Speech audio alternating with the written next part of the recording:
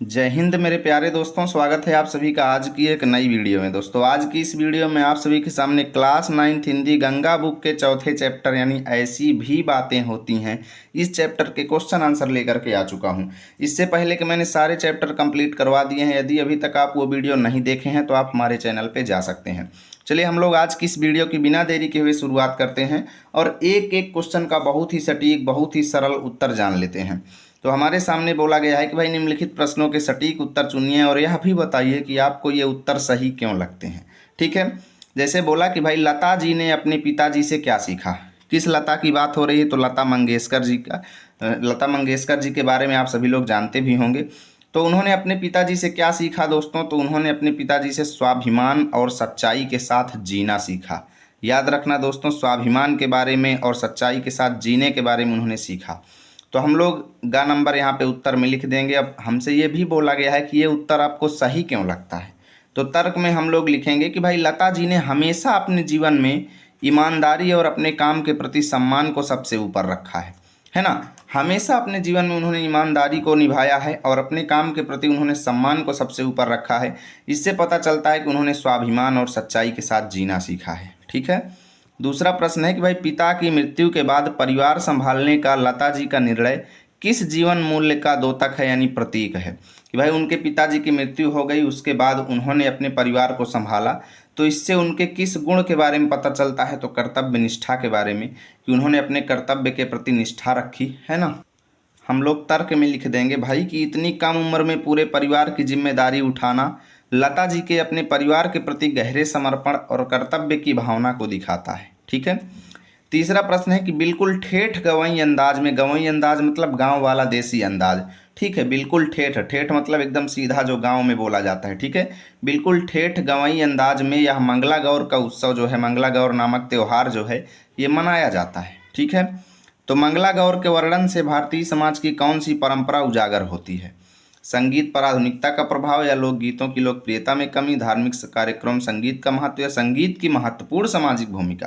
तो यहाँ पे करेक्ट उत्तर होगा दोस्तों संगीत की महत्वपूर्ण सामाजिक भूमिका, क्योंकि ये त्यौहार जो है दोस्तों, ये संगीत का हमारे समाज में क्या महत्व है इसके बारे में ये बताता है ना। तो हम लोग लिखेंगे कि भाई मंगला गौर का ये उत्सव जो है दिखाता है कि भारतीय समाज में संगीत केवल मनोरंजन नहीं है बल्कि सामूहिक उत्सवों और सामाजिक मेल जोल का मुख्य आधार है। ठीक है, बस इतना हम लोग उत्तर में लिखेंगे।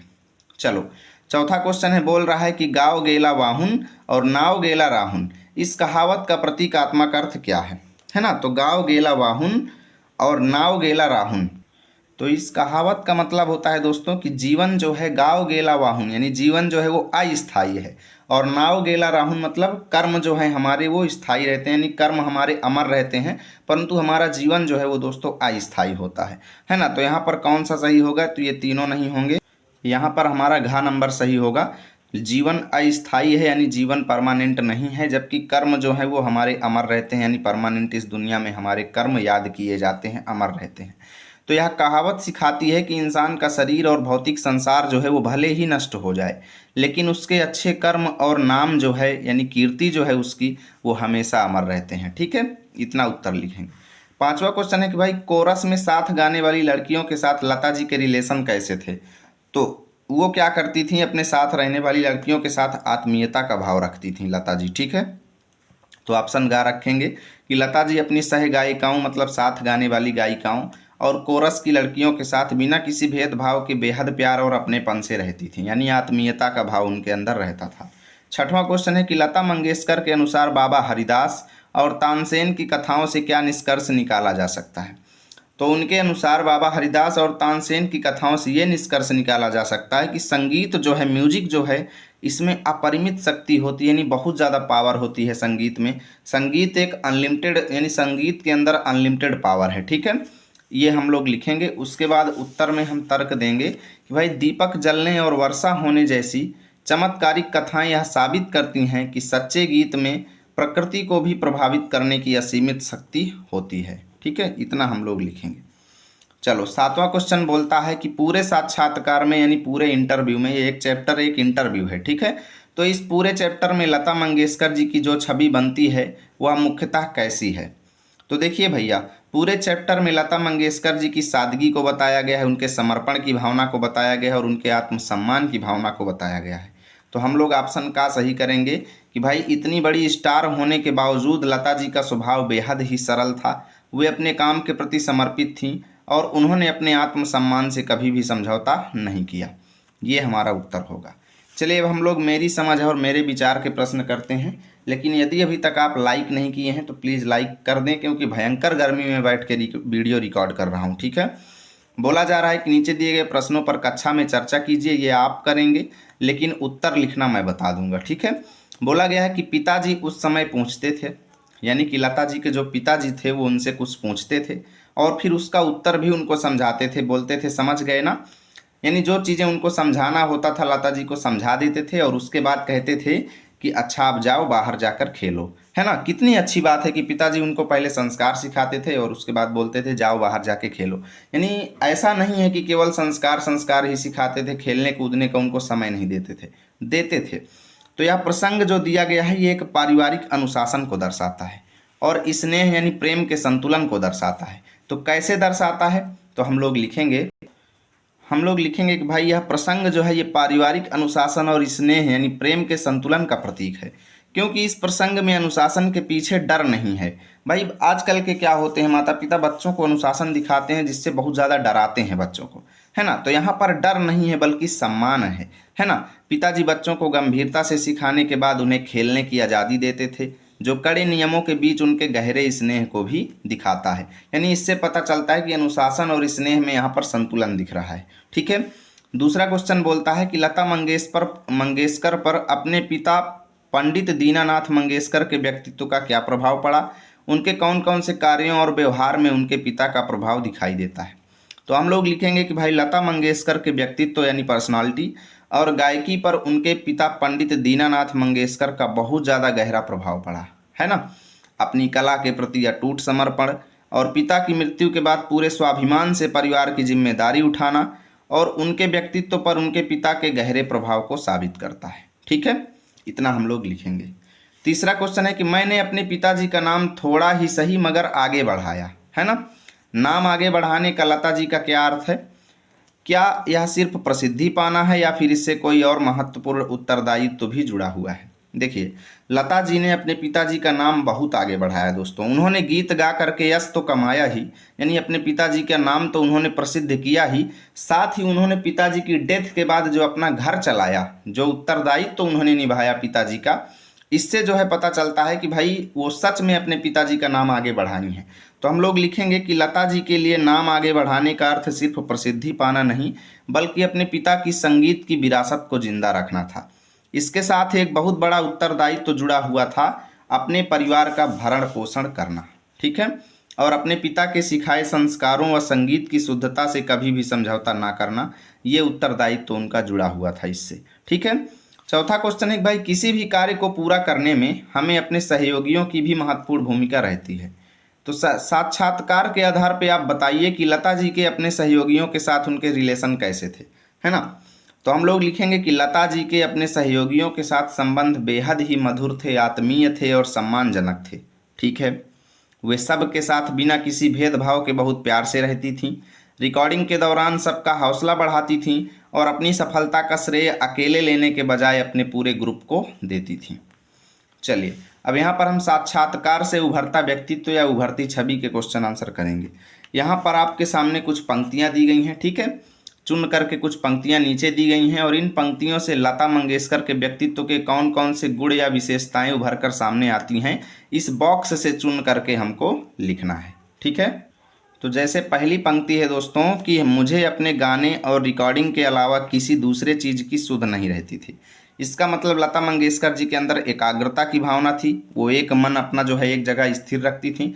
साधना की भावना थी उनके अंदर और समर्पण की भावना थी कि वो अपने गाने और रिकॉर्डिंग के लिए समर्पित थी, बाकी किसी दूसरे चीज़ से उनको मतलब नहीं था। ठीक है, दूसरी पंक्ति है कि अगर कोई बात तुम्हें सही लगती है तो उसे करो और किसी के आगे झुकने की ज़रूरत नहीं है। तो इस बात से पता चलता है कि उनके अंदर सेल्फ कॉन्फिडेंस था, आत्मविश्वास था कि वो जो कर रही हैं सही कर रही हैं, उन्हें किसी से कुछ पूछने की आवश्यकता नहीं, किसी के आगे कुछ झुकने की ज़रूरत नहीं है। उनके अंदर स्वाभिमान भी था और दृढ़ता की भावना भी थी। तीसरा है कि आप जैसे लोग अगर यह मानते हैं कि मैं अमर हूँ तो यह मुझे मिलने वाले उस प्यार जैसा ही है। तो यहाँ पर पता चलता है कि उनके अंदर विनम्रता बहुत ज़्यादा है। ऐसे वो बोल रही हैं लोगों से कि आप लोग अगर मानते हैं कि मैं अमर हूँ तो ये मेरे लिए बहुत बड़ा प्यार है। ठीक है, विनम्रता उनके अंदर है। साथ ही वो कृतज्ञ हैं। कृतज्ञ का मतलब क्या होता है कि किए जाने वाले एहसान को मानने वाला। जैसे अगर आपने किसी दोस्त के साथ अपने कुछ एहसान कर दिया और दोस्त बोलता है कि हाँ भाई तुमने मेरे साथ बहुत अच्छा किया, इसका मतलब वो कृतज्ञ है। अगर वो बोलता है कि तुमने मेरे साथ कुछ नहीं किया तो इसका मतलब वो कृतघ्न है। परंतु यहाँ पर लता जी बोलती हैं कि अगर आप मुझे मानते हैं कि मैं अमर हूँ, यानी वो मेरे लिए प्यार जैसा है, तो कहने का मतलब उनके अंदर कृतज्ञता है, सरलता की भावना है उनके अंदर। ठीक है। चौथा है कि मेरा गाना अमर है पर शरीर तो अमर नहीं है। तो यहाँ पर एक दार्शनिक बात प्रकट होती है कि उनका गाना अमर है लेकिन शरीर तो अमर नहीं है, है ना। तो दार्शनिकता लिखेंगे, साथ ही स्पष्ट बात है जो वो बोल रही हैं, साथ ही अमरता की बात भी यहाँ पर की जा रही है। तो हम 3 गुण यहाँ पे लिख देंगे। चलिए, मेरे प्रश्न में क्या बोला गया है, यहाँ पे बोला गया है, एक वाक्य दिया गया है कि भाई संगीत में अनलिमिटेड शक्ति होती है और अप्रत्याशित रचने की क्षमता होती है। अप्रत्याशित रचने का मतलब कि जो चीज़ ना किया जा सके वो चीज़ बनाने की भी क्षमता संगीत के अंदर होती है। तो इस वाक्य के आधार पर अनेक प्रश्न बनाए जा सकते हैं, जैसे कि लता मंगेशकर ने संगीत के विषय में क्या कहा, तो ये कहा। लता मंगेशकर ने संगीत की क्या विशेषताएं बताई, तो उन्होंने बताया कि संगीत में अनलिमिटेड पावर होती है और अप्रत्याशित रचने की क्षमता होती है। लता मंगेशकर ने संगीत की क्षमता का आकलन करते हुए क्या कहा, उस्ताद अली अकबर खां और पंडित रविशंकर के कंसर्ट में हुई घटना से संगीत के बारे में क्या पता चलता है, तो ये पता चलता है। यानी एक वाक्य से बहुत सारे प्रश्न बनते हैं। तो यहाँ पर ये सवाल हमारा क्या कहता है कि आपने देखा कि अनेक प्रश्नों का एक ही उत्तर हो सकता है, और वो जो पंक्ति ऊपर दी गई थी, तो वही चीज़ यहाँ पर बोला गया है कि एक ही उत्तर से अनेक प्रश्न बनाए जा सकते हैं। तो यही प्रश्न आपको बोला गया है कि भाई नीचे दिए गए उत्तरों से आप अधिक से अधिक प्रश्न बनाइए और कम से कम आपको 2 बनाने हैं, ज़्यादा आप जितना बना सकें उतना लिख लीजिए। जैसे हमारे सामने पहला उत्तर दिया गया है कि मंगला गौर जैसे लोक पर्वों में स्त्रियों के बीच गीत होता है, नृत्य होता है और सौहार्द का भाव झलकता है। तो हम यहाँ पे पहला प्रश्न बनाते हैं कि मंगला गौर उत्सव में स्त्रियों का कैसा भाव दिखता था। ठीक है। दूसरा प्रश्न बनाते हैं कि मंगला गौर जैसे लोक पर्वों में महिलाएं क्या करती थीं, तो नृत्य करती थीं, गीत करती थीं, सौहार्द का भाव उनके अंदर होता था। हमने 2 प्रश्न लिख दिए, आप चाहें तो और भी बना सकते हैं। ठीक है, कि मंगला गौर त्यौहार क्या था, इसमें क्या होता था, है ना, ये सब आप बना बना करके और प्रश्न लिख सकते हैं। दूसरा है कि लता जी का मानना था कि तकनीकी प्रगति के बावजूद, यानी आज दुनिया इतना टेक्नोलॉजी में आगे बढ़ चुकी है, इसके बाद भी पुराने संगीतकारों की सादगी और गहराई अद्वितीय थी। तो इस बात से मैं भी सहमत हूँ दोस्तों, क्योंकि मुझे भी बहुत ज़्यादा अच्छे लगते हैं पुराने सॉन्ग, आज के तो अच्छे नहीं लगते, है ना। तो यहाँ पे पहला प्रश्न बनता है कि लता जी के अनुसार पुराने संगीतकारों की क्या विशेषता थी। दूसरा प्रश्न बनता है कि टेक्निकल प्रगति को लेकर पुराने संगीतकारों पर लता जी के क्या विचार थे। ठीक है, इतना हम लोग लिख देंगे। चलो भैया, अब हम मेरे अनुभव और मेरे विचार के प्रश्न करते हैं। ठीक है, तो पहला सवाल है कि अगर कोई बात तुम्हें सही लगती है तो उसे करो और किसी के आगे झुकने की ज़रूरत नहीं है। क्या आप किसी ऐसी स्थिति से गुजरे हैं जब आपको किसी सही बात पर अकेले खड़ा होना पड़ा हो, और कब और क्यों। ठीक है, तो हम लोग लिखेंगे, हाँ, एक बार स्कूल में जब कुछ लड़के एक कमज़ोर छात्र का मजाक उड़ा रहे थे, तब पूरी क्लास चुप थी। मुझे यह गलत लगा, इसलिए मैं बाकी दोस्तों के विरोध के बावजूद अकेले उसके साथ खड़ा हुआ और उससे दोस्ती किया। ठीक है, इतना हम लोग लिख देंगे। चलो, दूसरा है कि बाबा ने जैसा सिखाया था उस पर हम सभी भाई बहनों ने चलने का प्रयास किया। कौन कहती हैं ये बात, लता मंगेशकर जी कहती हैं। आपके परिवार में भी कोई ऐसी सीख या नियम अवश्य होंगे जिनका पालन आप याद दिलाए बिना अपने आप करते होंगे, उनके विषय में बताइए। तो हम लोग लिखेंगे, हाँ, हमारे परिवार में भी कुछ ऐसे नियम और संस्कार हैं जिनका पालन हम सभी बिना किसी के टोकने या याद दिलाए अपने आप करते हैं। जैसे घर के बड़ों से बात करते समय हमेशा आदर सूचक शब्द जैसे जी, आप इत्यादि का प्रयोग करना, हर छोटे बड़े काम में एक दूसरे का हाथ बटाना, और दिन में कम से कम एक बार पूरे परिवार के साथ बैठना। ठीक है, इतना हम लोग लिखेंगे। आप चाहें तो और भी बना के लिख सकते हैं, क्योंकि ये आपके अनुभव के सवाल हैं, आप जितना अच्छा लिख सकें लिख सकते हैं। तीसरा है कि पहले दिन गुड़ी बांधने के बाद 9 दिन तक ये उत्सव मनाया जाता है। ठीक है, तो बोला गया है कि आप भी अपने घर में किसी पारंपरिक पर्व को विशेष तरीके से मनाते होंगे, उसका वर्णन करो। तो हम लोग लिखेंगे, हाँ, हमारे घर में दीपावली का त्यौहार बहुत विशेष तरीके से मनाया जाता है। इस दिन हम सब मिलकर घर को दियों और रंगोली से सजाते हैं, माता लक्ष्मी की पूजा करते हैं और साथ में पारिवारिक पकवान पारंपरिक पकवान खाकर खुशियां मनाते हैं। ठीक है। अगला क्वेश्चन है कि भाई बिल्कुल ठेठ गवई अंदाज में यह मंगला गौर का उत्सव मनाया जाता है, मगर आहिस्ता आहिस्ता वह भी अब खत्म हो रहा है, यानी धीरे धीरे वह भी अब खत्म होता जा रहा है वह त्योहार। ठीक है। तो पाठ में आपने पढ़ा कि लता मंगेशकर के बचपन से अब तक उत्सवों से जुड़ी अनेक परंपराएं बदल रही हैं। जैसे पहले त्योहार मनाए जाते थे वैसे अब नहीं मनाए जा रहे हैं। तो कौन कौन सी परंपराएं बदल गई हैं? अपने घर परिवार में बातचीत करके पता लगाइए कि अलग अलग त्योहारों को मनाने के तरीकों में कौन कौन से बदलाव आ रहे हैं। तो हम लोग लिखेंगे कि अब त्योहारों में पारंपरिक लोक गीतों की जगह डीजे और फिल्मी गानों ने जगह ले ली है। पहले जहां पूरा मोहल्ला मिलकर उत्सव मनाता था, वहीं अब लोग सिर्फ अपने घरों तक सीमित हो गए हैं। साथ ही घर पर पकवान और सजावट करने की जगह लोग रेडीमेड चीज़ों का चलन तेजी से बढ़ गया है। ठीक है। आप चाहें तो और बड़ा लिख सकते हैं, मेरे लिए बस इतना सही है। यदि वीडियो अच्छी लगे तो लाइक करें, दोस्तों के पास शेयर करें। मिलेंगे आप सभी के साथ अगली वीडियो में अगले चैप्टर को लेकर।